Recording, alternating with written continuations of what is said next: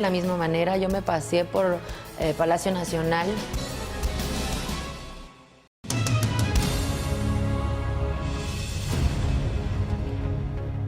Maestros de la CETEG, de la Coordinadora de Trabajadores de la Educación de Guerrero, irrumpieron en el Congreso del Estado, en Chilpancingo, y bueno, vandalizaron las instalaciones. Otro grupo bloqueó por entre 4 y 4 horas y media la autopista del Sol.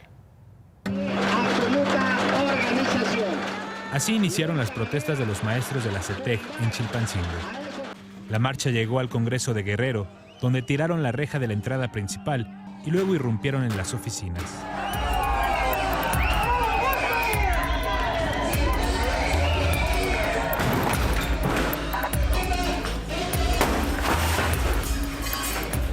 Destrozaron muebles, vidrios y computadoras, tanto en las oficinas como en la biblioteca.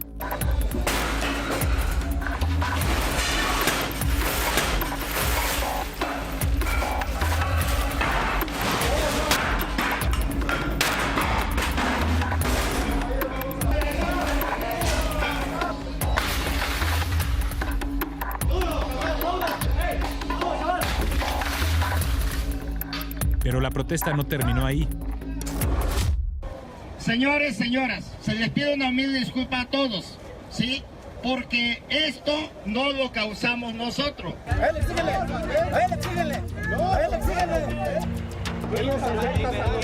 la 1:30 de la tarde y en pleno puente vacacional, los maestros llegaron a la autopista del Sol, donde bloquearon los 4 carriles a la altura del Parador del Marqués. Ojalá y no les dé nada, porque no puede ser que ustedes, no, por eso, que no les dé nada, que llegue la fuerza pública. Apóyennos ustedes con un carril, Y si nos tenemos que joder aquí, nos jodemos, pero no les dé nada, porque entonces lo van a volver a hacer el siguiente fin. No, sí podemos, mira. Después de casi 5 horas y una mesa de negociación con la Secretaría de Educación de Guerrero y un representante de la Secretaría de Gobernación, los maestros levantaron el bloqueo.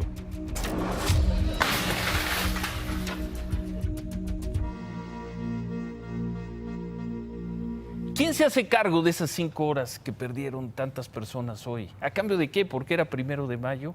¿Quién se hace cargo de todo esto? Que además lo hemos visto tantas y tantas y tantas veces. Se cierra una carretera, además hoy era un día importante, tráfico, venía mucha gente de regreso de Acapulco, de Guerrero, y ya vieron lo que ocurrió, casi 5 horas. ¿Quién se hace cargo de esto? Los maestros anuncian además más protestas para mañana, hablan de, todo esto es parte de un paro de 72 horas que inició ayer, convocado por la Coordinadora Nacional de los Trabajadores de la Educación. Aquí en la Ciudad de México hubo marchas de organizaciones sindicales del 1 de mayo. Se calcula que unos 60,000 trabajadores se manifestaron en el Zócalo. Ahí se transmitió un video del líder del sindicato minero y precandidato de Morena al Senado, candidato de Morena al Senado, Napoleón Gómez Urrutia, quien pidió a los trabajadores que voten a favor del cambio en las elecciones del 1 de julio.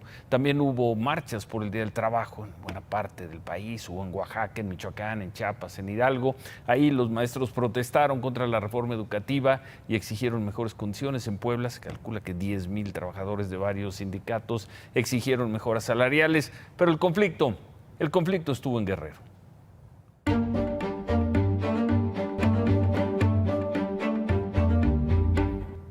Anoche teníamos la duda de si esa acción terrible que sufrió un ex rector de la Universidad de la Chontalpa en Tabasco, el señor Ramón Figueroa, había sido producto de un asalto o algo le iban a cobrar o por algo lo iban a castigar. Y en ese asalto, en ese incidente, le cortaron una mano. Hoy el fiscal de Tabasco nos detalló cómo, según la persona agredida, según le contó a la fiscalía, fueron los hechos.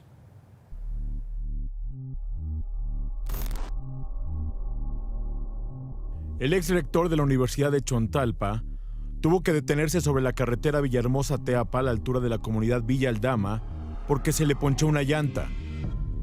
Le marcó a su hijo para que lo auxiliara porque no tenía la refacción. De acuerdo con su declaración, mientras esperaba, 4 hombres salieron de los platanares e intentaron asaltarlo. Como no tenía efectivo suficiente, les ofreció unos lentes y un celular, pero no aceptaron. El ex rector se dio la vuelta para subir a su camioneta y tratar de huir. En ese momento, uno de los asaltantes le dio un machetazo en la mano izquierda y se la cortó. Después de agredirlo, los asaltantes huyeron. El ex rector se apretó el muñón con un cinturón y esperó a que alguien lo auxiliara. Un automovilista se detuvo y lo trasladó a la clínica más cercana. En el camino, compró una hielera y hielo para conservar la mano.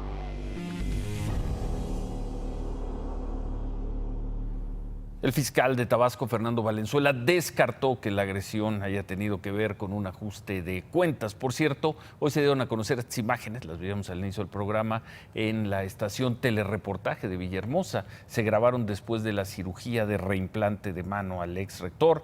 Él dice que ya está estable. El médico responsable, y quien al parecer hizo con gran éxito esta operación, fue el traumatólogo José Aguilar Romero de la Clínica Guadalupe en Villahermosa.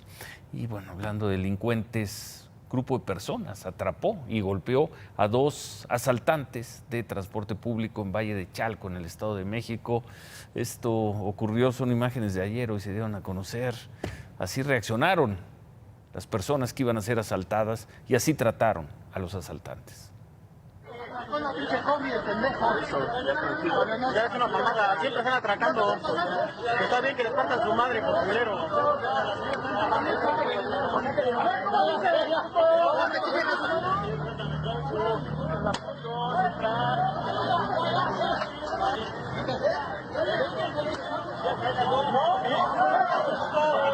Eso es lo que a huevo.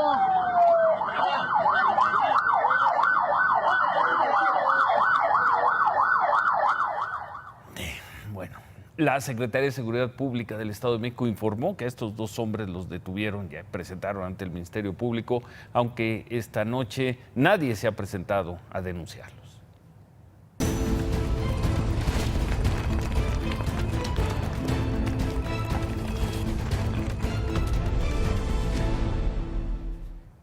El presidente Peña Nieto hizo un llamado a mantener la confianza que los empresarios tienen en el país para invertir y generar empleos. En la conmemoración del Día del Trabajo, el presidente dijo que se debe mantener un ambiente que promueva la protección de los derechos de los trabajadores, pero también la protección de las empresas. Es una confianza que no genera dudas ni temores a los inversionistas. Es una confianza que se traduce en el respeto a la propiedad privada y a los activos que son el patrimonio esencial de toda empresa. Los mexicanos tenemos que asegurarnos de mantener esta confianza que con tanto esfuerzo hemos construido a lo largo de muchas décadas. Bueno, hoy es 1 de mayo, faltan 60 días para la elección. Y hoy el llamado voto útil enfrentó a candidatos y a sus colaboradores. Por la mañana, muy temprano, Javier Lozano, vocero de la campaña de José Antonio Meade, nos dijo que hay empresarios que están presionando para que Meade decline en favor de Ricardo Anaya. No vemos una alianza, sobre todo por esta hipocresía, doble lenguaje, doble moral que trae Ricardo. No puede haber voto útil para un inútil. Yo lo que percibo es que afuera, en el sector empresarial, hay una presión muy grande para que tanto Margarita como Meade prácticamente digan, pues pásele usted, don Ricardo, ¿no? Y aquí lo acompañamos, aquí le vamos haciendo de comparsa para ver si le alcanzan votos para frenar a López Obrador. Lo está diciendo un ex secretario del Trabajo. Dice, hay una presión muy grande de empresarios para que José Antonio Meade decline en favor de Ricardo Anaya. Pásele usted, señor Ricardo, enfrente a López Obrador. Así lo dijo Javier Lozano, refiriéndose también a que esa presión la está sintiendo Margarita Zavala. Hablamos después con Jorge Camacho, quien es portavoz de la campaña de Margarita Zavala, y nos confirmó que esas presiones existen. Y dijo que resulta prematuro hablar de voto útil. Sin embargo, en su conferencia mañanera, Ricardo Anaya había dicho que su petición de voto útil, pese a todo esto que se viene diciendo, que ya surtió efectos y que ya puso de mal humor a López Obrador.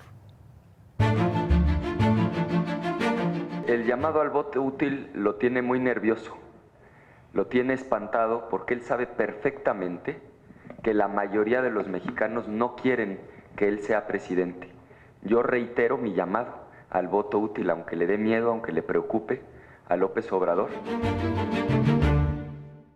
Bueno, más adelante, hacia el mediodía, López Obrador se refirió a lo que nos dijo temprano por la mañana Javier Lozano. López Obrador tuiteó: no tiene desperdicio la declaración de Lozano sobre las discrepancias al interior de la mafia del poder, y todo porque no quieren dejar de robar o perder el privilegio de mandar. Más tarde, desde la Sierra Zongolica en Veracruz, López Obrador le puso nombre a los empresarios que buscan el voto útil a favor de Anaya, a empresarios y algunos nombres más.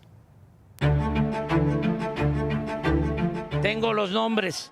Son mineros, Balleres, Larrea, este señor que se quedó con Aeroméxico y que tiene la empresa Lala, Tricio, otro señor, el de los cines, Ramírez, Alejandro Ramírez, Claudio, desde luego Diego, Fox. Ellos se están reuniendo, ya se reunieron con Anaya. No solo es esa reunión, la de Banamex. Se reunieron hace un mes en la casa de uno de ellos. Lo afirma con toda rotundidad López Obrador, se reunieron en la casa de alguno de ellos y dio los nombres. Pero uno de los aludidos, el empresario Alejandro Ramírez, quien preside el Consejo Mexicano de Negocios, dijo más tarde que no se ha reunido con Ricardo Anaya más allá de los foros a los que han sido invitados los candidatos, y dijo que los empresarios no están interviniendo en el proceso electoral. Margarita Zavala rechazó sumarse a un bloque anti López Obrador y consideró que el voto útil es una decisión de los ciudadanos, no de los candidatos. En las campañas se dicen muchas cosas, por supuesto, y se sueñan otras tantas. Pero yo estoy convencida que en estos días lo que se necesita es hacer los contrastes. Y yo estoy planteando que no cree que López Obrador sea el camino correcto. Estoy proponiendo que se una a esta alternativa que tiene alma, que tiene convicción. En Coacalco, en el Estado de México, José Antonio Meade dijo que su candidatura es la única que no representa la división y recordó que hoy, en el día de su santo, habría que garantizar otro voto útil, el de todos los que llevan su nombre. Yo quisiera que levantaran la mano los Josés que están aquí. Yo quisiera que levantaran la mano los que tienen algún familiar que se llame José. Y yo quisiera que levantaran la mano los que quieren que el siguiente presidente se llame José. Con que juntemos los votos de los Josés, de los que tengan un pariente José y de los de que con José Antonio Meade trabajen de aquí al 1 de julio, ¡vamos a ganar! Pero no todos los candidatos se acongojan. Algunos de ellos, o cuando menos uno de ellos, pasea por Xochimilco. ¿Sabes? A ver, ¿se saben los caballos panzones? ¡Ajijo! ¿Esa cuál es? La de se volvió otra vez. La de... Ay, ay, ay, ay. Canta y no llores, porque cantando se alegra el cielo lindo, los corazones. ¡Dale! ¡Vamos, La campaña del Bronco. Esto es lo único que el gran actor Héctor Bonilla, gran actor del teatro, del cine mexicano, de la televisión, personaje central, entre otras películas, de Rojo Amanecer, sobre la represión del 2 de octubre en Tlatelolco, tiene un papel estelar y central. Esto es lo único que Héctor Bonilla le pide a quien sea el próximo presidente de México.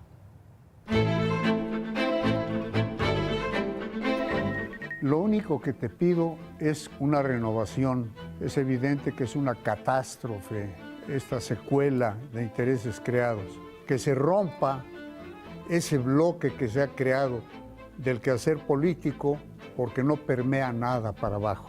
Para llevar a cabo lo que es esencial, que todo repercuta para el bienestar del pueblo, generar sueldos justos, más empleo.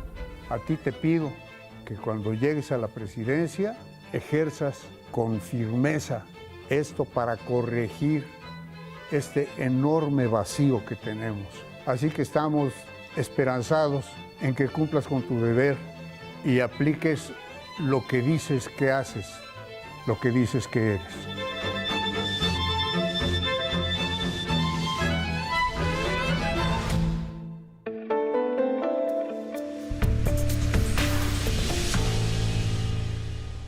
Bueno, y aquí están.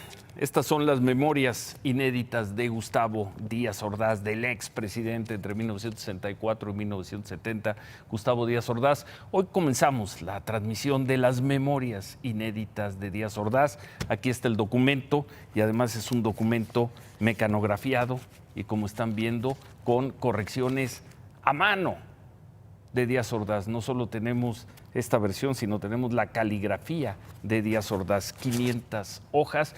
Vamos a ir presentando distintos momentos de aquí a octubre. Las memorias no se conocían íntegras y Díaz Ordaz no alcanzó a terminarlas. Llegaremos, desde luego, algunas semanas al capítulo del 2 de octubre, pero hoy comenzamos con un episodio curioso, que sería el último de la vida pública de Díaz Ordaz, el de cómo renunció de mala gana a su cargo, como decía él, de discreto expresidente de la República, para tener que aceptar de mala gana ser el primer y muy fugaz embajador de México en la España posfranquista, la que sería la España de la transición democrática. Las memorias inéditas de Díaz Ordaz.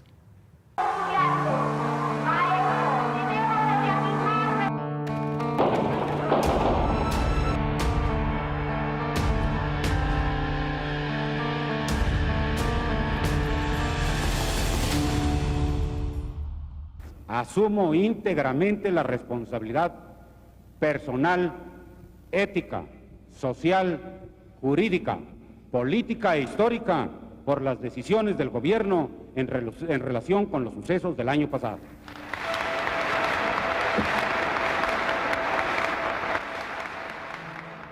Un año y 3 meses después, el 1 de diciembre de 1970, Gustavo Díaz Ordaz le entrega el poder a Luis Echeverría y desaparece de la vida pública. Esto escribió al día siguiente. Ayer tomé posesión de un curioso cargo, el cargo vitalicio e irrenunciable de expresidente de la República. No puedo renunciar a él, ni me pueden cesar.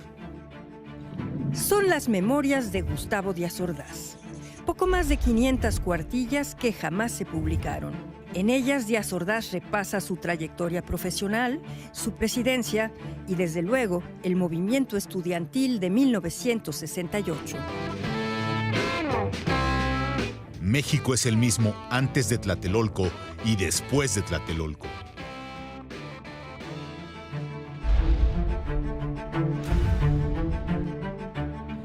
Creo, perdóneseme la inmodestia, que he sido el expresidente más prudente, más discreto en toda la parte de la historia de México que me ha tocado vivir conscientemente.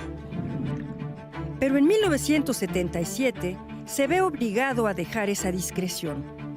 Tras 38 años de haber roto relaciones diplomáticas con España, el entonces presidente José López Portillo lo nombra embajador a la muerte del dictador Francisco Franco. Pues como que todavía con esta designación se está tocando una llaga que no ha podido cicatrizar totalmente. Yo le puedo decir a usted que estoy muy contento de haber podido servir a mi país en tantos cargos como lo he hecho. Pero de lo que estoy más orgulloso de esos 6 años es del año de 1968, porque me permitió servir y salvar al país. les guste o no les guste, con algo más que horas de trabajo burocrático. Y si no ha sido por eso, usted no tendría la oportunidad, muchachito, de estar aquí preguntando. Pero este Díaz Ordaz, el de la conferencia de prensa de abril de 1977 en que se anunció su nombramiento como embajador en España, el Díaz Ordaz al que estamos acostumbrados, intolerante, autoritario, agresivo, tiene poco que ver con el autor de este episodio de sus memorias. Lo titula Crónica de una embajada fugaz y lo narra en una inimaginable clave de humor. Díaz Ordaz vivía un retiro dorado y no quería la embajada. Así se lo comunica al presidente López Portillo en una carta que contiene en sus memorias. Una carta escrita desde algo parecido a la humildad. Debo decirle que pienso que el nombramiento sería un desacierto. Soy un viejo fatigado. Soy un viejo desgastado por mi larga actividad política y por el ejercicio del poder. ¿Qué necesidad tiene usted de verse involucrado en una polémica? Poco le importaron a López Portillo las reflexiones o los pretextos de Díaz Ordaz. Pese al repudio popular, el expresidente que años atrás asumiera oficialmente la responsabilidad por la matanza de Tlatelolco fue nombrado embajador en España. Y nada había cambiado en su actitud, nada en su postura. Gustavo Díaz Ordaz no cargaba con culpas. Va a España un mexicano limpio que no tiene las manos manchadas de sangre. Mañana tendremos otro capítulo de las memorias inéditas de Díaz Ordaz y nos iremos acercando al 2 de octubre. Y bueno, veíamos Palacio Nacional en los años 60. El viernes informamos sobre la modelo, la mujer que posó en lencería y se tomó varias fotos en un salón de Palacio Nacional. Esta mujer vino a Imagen Noticias y hablamos con ella. Yo no sabía ni siquiera la procedencia de ese piano. Simplemente me dijeron, ahí puedes hacerlas, ahí puedes hacerlas. Me gustó. Después de incendiar las redes sociales con sus fotografías en la capilla de la Emperatriz, la modelo Katia Vega contó a Imagen Noticias quién la invitó a Palacio Nacional. Se trata del fotógrafo Eric Orozco. Él me mandó imágenes de un piano, o sea, una chica posando en ese piano que ya está tan famoso ahora. Y me gustaron, me llamaron la atención y la verdad es que le dije, sí, ya las quiero hacer. Katia Vega, de 29 años, cuenta que para ingresar al Palacio Nacional no se tuvo que esconder. El personal de seguridad ya tenía todos sus datos. No, yo estaba súper tranquila porque entré como si estuviera entrando a mi casa. Salí de la misma manera. Yo me pasé por Palacio Nacional porque nos trasladábamos de un salón a otro para hacer los cambios de ropa y para las fotografías. La sesión de fotos en Palacio duró entre 3 y 4 horas. A Katia le mostraron al menos 3 salas más para que eligiera la que más le gustara, pues le aseguraron no era la primera modelo que posaba en Palacio Nacional. Yo pregunté previamente si ya tenían permisos y todo. Él me dijo todo bajo control, o sea, lo he hecho desde hace 2 años ya esto. Katia asegura que no se arrepiente de lo que hizo. Por eso, volvió a hacer público su perfil de Instagram. Sus seguidores pasaron de 1,600 a 4,080 seguidores en solo 4 días. No me arrepiento. O sea, yo fui a hacer mi trabajo.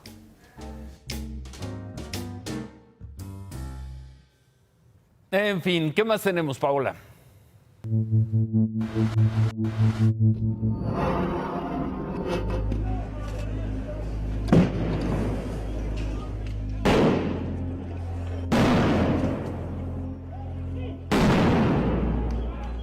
Miles de personas se manifestaron en París, Francia, por el Día del Trabajo. Las protestas fueron violentas, pues llegaron a quemar algunos coches y atacaron comercios alrededor.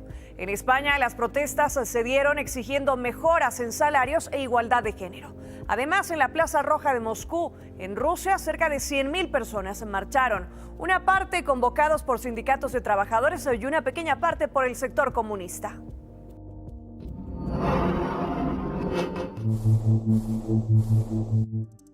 Holger Hagenbusch es un ciclista alemán de 43 años que ha recorrido casi 20 países en 3 continentes con su bicicleta. Rainer, su hermano, denunció en Facebook que ha perdido contacto con Holger en México hace 2 semanas. Hablamos con él, quien se encuentra en Alemania, y esto fue lo que nos contó. I miss him last 13 days. The last contact was on 20th of April in the area of Tuxtla and San Cristobal. His destination was Ciudad del Carmen. Rainer nos dijo que la embajada de Alemania en México está informada, pero que no tiene nada nuevo. Ante este panorama, Rainer viajará desde Alemania hasta México para hacer la búsqueda personalmente.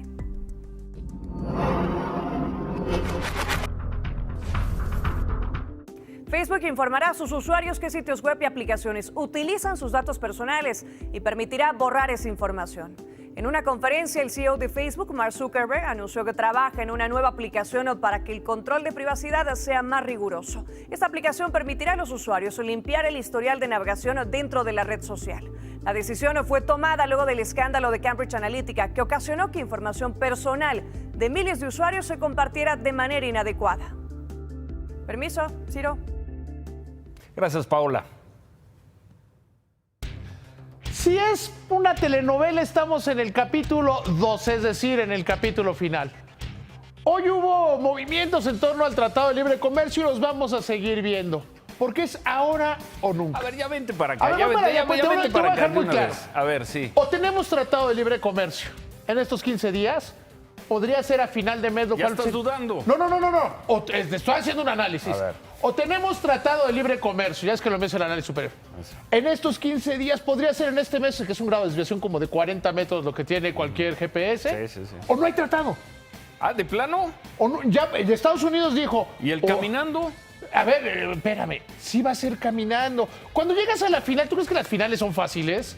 O sea, estamos en la fase final de la negociación del Tratado de Libre Comercio. ¿Sigues pensando más allá del Estoy 10 convencido. de mayo? Sí habrá. Estoy convencido. Sería una irresponsabilidad de Estados Unidos, de Canadá y de México con sus habitantes no tener Tratado de Libre Comercio. Sigo pensando que se reúnen el lunes. Se reúnen el lunes y el lunes van a empezar a destrabar los temas. Excelente, déjala ahí y remátala. Tendremos tratado antes de que termine este mes y el pronóstico es a mediados de mes, es decir, por ahí del 10 de mayo.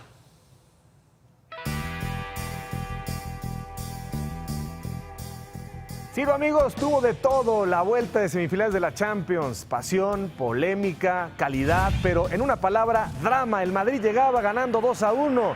En Alemania lo había conseguido, pero Kimmich pone hielo en el Bernabéu, minuto 3, y hacía la falla en el despeje por parte de Ramos, el 1-0. Al minuto 11, Benzema aprovecha el centro preciso y precioso por parte de Marcelo. Estaban empatados. Y el concierto de atajadas de Navas, aquí la primera. El costarricense estuvo genial, aunque James termina volándola. Prueba Cristiano Ronaldo en su partido número 100 al minuto 38 a Ulrich, que después fue el villano. Y ahora Marcelo comete una de las manos más flagrantes en la historia de la Champions. El árbitro dijo que no había forma de calificarla como deliberada. Y este error, aquí está el servicio para el arquero que no sabe qué hacer. Ulrich no la puede tocar porque viene de un compañero de Tolisso y Benzema hace el doblete. Otra de Keylor a disparo de Alaba. Y ahora tenemos a Cristiano. Increíble falla del portugués. Ahora James, primer rechazo y en el segundo no hay perdón. Sí se lo ofrece al Bernabéu. Empatados a 2 con un gol, el Bayern eliminaba al Real Madrid y se fueron con todo. Tolisso y Keylor Navas. Nuevamente el vendaval alemán, minuto 79. Müller y abajo la alcanza a controlar Keylor Navas. Y cuando el partido agonizaba, último segundo en la reposición, Müller la deja ir. El Real Madrid, tercera final consecutiva y la cuarta en los últimos 5 torneos. Mañana Liverpool y la Roma definen. Ciro, amigos los deportes, muchas gracias. Gracias, Javier. Gracias, partidazo. Y mañana también la liguilla del fútbol mexicano. Gracias. Hacemos una pausa. Al regresar, seguimos con las entrevistas de 4 minutos con los distintos candidatos. Esta semana estamos con los candidatos de Morelos. Volvemos.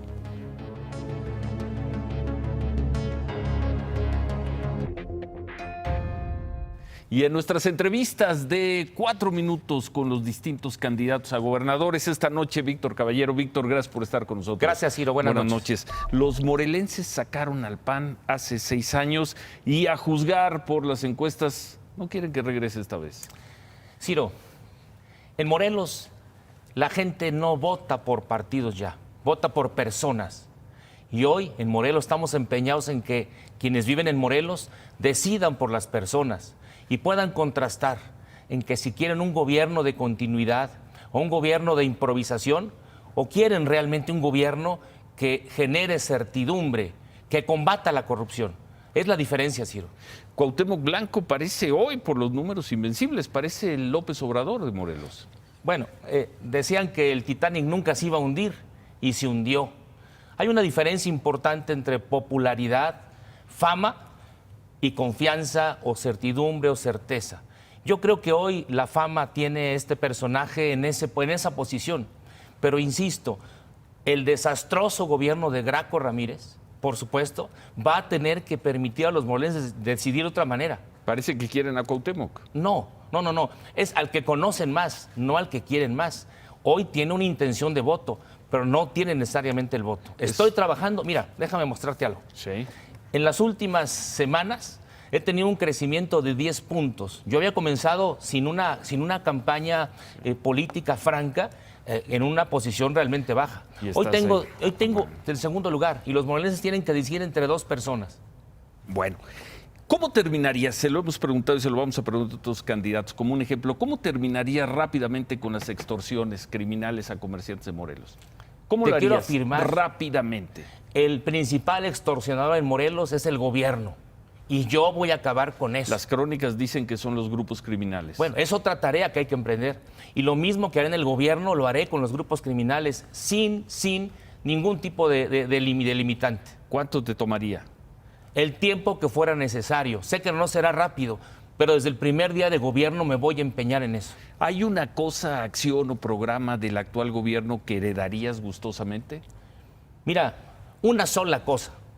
La beca salario, que los jóvenes, las madres de familia la toman como una cosa positiva. Lo mismo dijo anoche aquí el candidato del PRI. Bueno, porque es algo que ha generado una buena aceptación en el Estado. ¿Y algo que eliminarías en el primer día de gobierno? Sí, ningún tipo de acción para endeudar más a Morelos.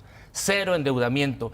Trataría de refinanciar la deuda para dedicarla a obra pública, infraestructura, desarrollo social y económico en el Estado. Bueno, abrir la campaña con los damnificados de Jojutla, como hiciste la semana pasada, pareció un acto de oportunismo. No, Ciro, yo estuve ahí desde el principio. Desde el principio, a lo mejor tú no lo sabes, pero estuve ahí, acompañaba a la gente. Hay un grupo de amigos médicos y médicas, psicólogos, que hemos hecho un trabajo en Jojutla por semanas, por meses. Después de 7 meses, Jojutla sigue abandonado. Y yo voy a seguir ahí, porque quiero mostrar como gobernador que mi interés principal es la gente más amolada del Estado. En 3 palabras, ¿qué es el Paso Express en la historia de Morelos? Híjole, es un monumento a la corrupción. El Paso Express es eso, ¿sí? Y cada vez que circulamos por ahí los morelenses, recordamos que la corrupción mata. Bueno. Eso es algo grave. Víctor, ahí está tu cámara, tienes 30 segundos para decirle lo que quieras al televidente. Bueno, Morelos vive la peor crisis de su historia. Abandono, endeudamiento. Hoy hay una lejanía importante del gobierno con los ciudadanos. Yo quiero decirles que tenemos solo 2 opciones en Morelos, Morena y yo. Y los ciudadanos tienen que decidir por la inexperiencia, por quien sabe o piensa solamente con los pies, o por quien ha trabajado por su pueblo. Yo nací en Morelos, de ahí soy, ahí me voy a quedar. Y quiero decirles que hoy mi trabajo, mi experiencia, la voy a poner al servicio de Morelos. Gracias, Víctor. Gracias a ti. Gracias. Hacemos una pausa y regresamos. En los próximos días estarán aquí, desde luego, Cuauhtémoc Blanco, Rodrigo Galloso, los candidatos al gobierno de Morelos. Hacemos una pausa, volvemos.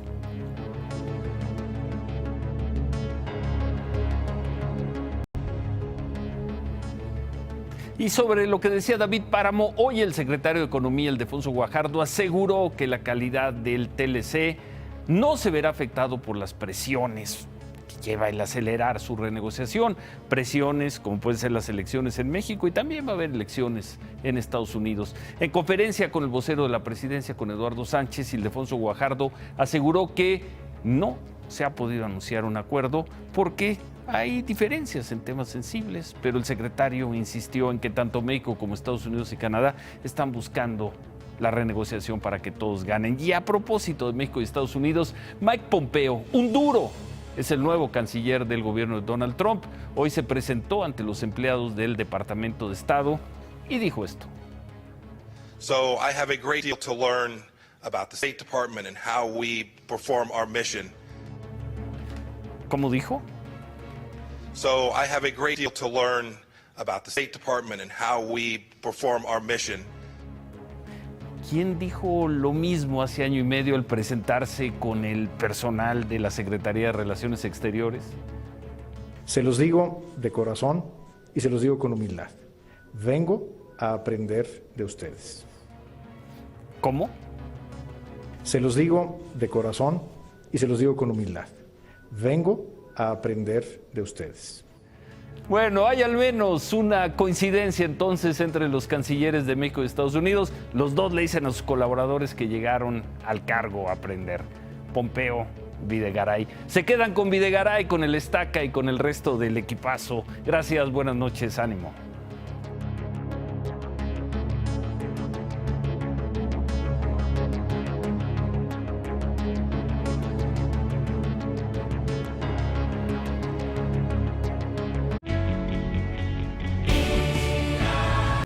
Imagen Noticias con Ciro Gómez Leiva, lunes a viernes 10:30 p.m. Participa en Imagen Televisión.